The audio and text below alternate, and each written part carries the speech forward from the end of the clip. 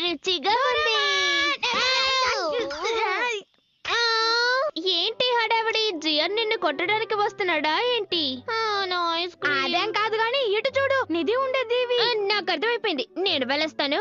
ఇంకా ఇక్కడే ఉంటే నిధిని కనిపెట్టడానికి ఆ దీవిని వెతుక్కుంటే వెళ్దామంటావు. అటువంటి దీవి ఎక్కడ ఉండదు. అనవసరంగా ఆలోచించి మనసు పాడు చేసుకోకో. ఇలా అంటే ఎలా డోరేమోన్? నువ్వు ఎన్ననుకున్నా ప్రయోజనం లేదు. అనవసరంగా హడావిడి పడి నా ఐస్ క్రీమ్ ని వృధా చేసావు. ఒక ముఖ్య ప్రకటన, నిధి ఉన్న దీవిని కనిపెట్టారు. ఆ వివరాలు ఇప్పుడు అందిస్తాం. చాలా ఆశ్చర్యంగా ఈ నిధి విలువ దాదాపు 10 కోట్లకు పైనే ఉంటుందని అంచనా. అందులో ఎన్నో వజ్రాలు, వైఢూర్యాలు ఉన్నాయని వార్తలు వస్తున్నాయి. మరి కాసేపట్లో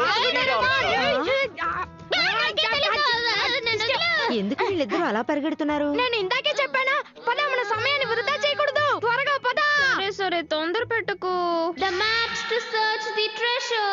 నేను భూమిని 360 భాగాలుగా విభజించాను. దీని సహాయంతో మనకు కావాల్సిన పటాన్ని నేను గుర్తిస్తాను. మనం దీన్ని గుచ్చిన చోటు కనుక నిధి ఉంటే శబ్దం వస్తుంది.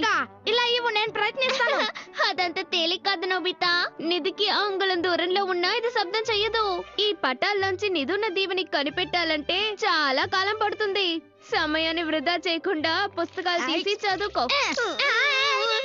నిధున్న దీవిని కనిపెట్టావా? ఇది ద్వీపమే. నిజంగానే నువ్వు కనిపెట్టేసావా నోబితా? ఇది కళ నిజమా?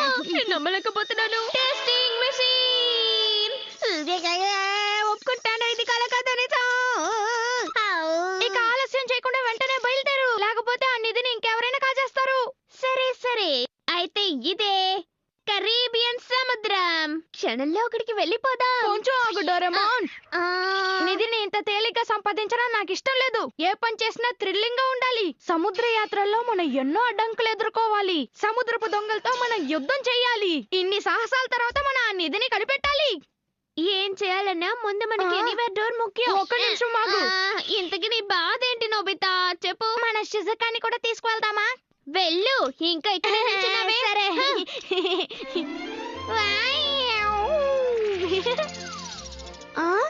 ద్వీపానికి వెళదామా? నోబితా, మనం జియోన్ సునియోలని కూడా తీసుకువెళదామా? తీసుకువెళ్తాం. షిజుకా, ముందు మనం చూసొద్దాం, ఆ తర్వాత వాళ్ళని తీసుకువెళ్దాం. నువ్వు చెప్పేది నిజమేనా? అవునవును, పద బయలుదేరుదాం. సరే.